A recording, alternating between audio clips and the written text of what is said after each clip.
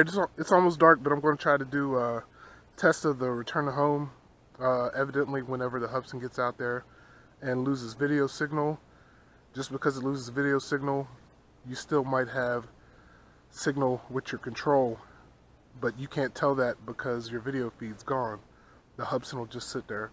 So we'll get it out and lose signal, and then we'll just go from there and see what we get.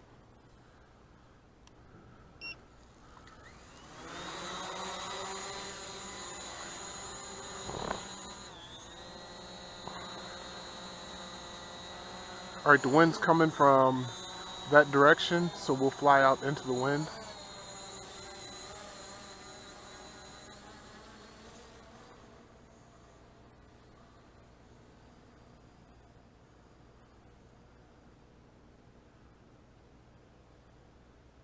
Alright, we'll maintain this heading right here.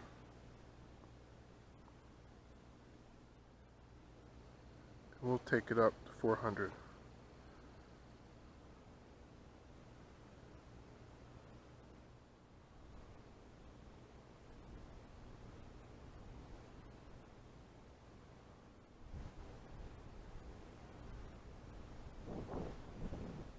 Alright, looks like we're starting to get some signal breakup. Now I'm pointed at it.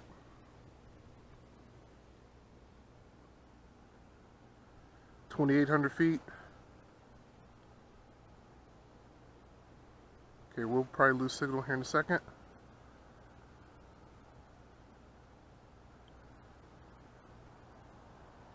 Okay, so aircraft's disconnected. So at this point, I'm going to push forward. Now I can't tell if it's doing anything, but I'll push forward on my sticks. And if my video's moving, and I'll even y'all to the left, if my video's moving, that means I still have control, but I have no indication down here. Like the Parrot and Nafi and other drones, you would still see your distance meter moving, so you know you still had control, or you'd have some kind of indication that it was returning to home. But once you lose the video feed, you lose all indications of what's going on between the quad and the controller.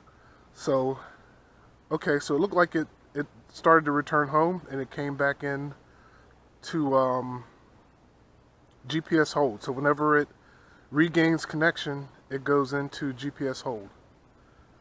So let's turn it back around. Let's see where I'm at first. So there is the water over here. Where is it? Little pond over there. So I'll go back out the way we were going, past that big house.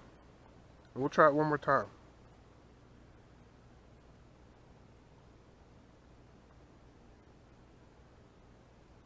Just going to push out. And I'm pushing forward, and notice it is drawing to the right. Maybe I need a compass calibration.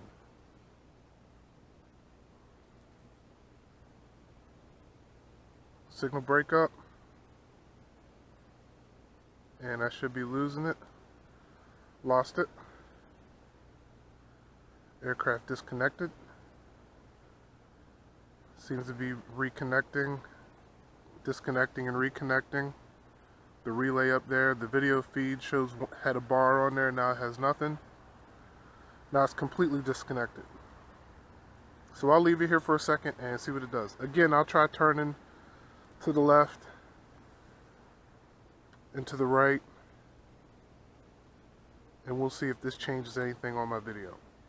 And we'll see if it comes back in. And I did not hit any return to home yet. I just want to see what it automatically is going to do whenever it loses signal. So I'm on the latest firmware. I'll put the firmware up, and maybe if it works, then it's a fix. Okay, so it started to come home again. So it seems like I'm not having problems with that. So I'll go ahead and hit return to home now that I have signal. So it looks like this one is not just sitting up in the air like some of them were doing. This one actually seemed to want to come back home. So maybe that was a firmware fix. I'm not sure. But I'm just letting you know what I found when I tried to do the return to home and see if mine just sat out there for a minute, and I saw one for like a minute, maybe 2 minutes. So let me know what you think. Let me know if you have the same firmware and you're getting the same problems that I had. And let's see if it comes back in first. Yep, and it came back in, and it is return to home. So with that said, I'm going to go ahead and end the video. It's not optimal because it doesn't show me any distance or anything else, but it did come back into GPS hold, and I hit automatic return to home, and then whenever I lost signal, it continued to stay in the automatic return to home. So just know the only automatic return is when you select it. I contacted Hubsan about it, and they said it's user controlled. So most of the time it's drone controlled whenever you have a failure. Theirs is 100% user controlled. So if you lose signal and you regain signal, it goes into GPS hold and lets you bring it in or do what you want.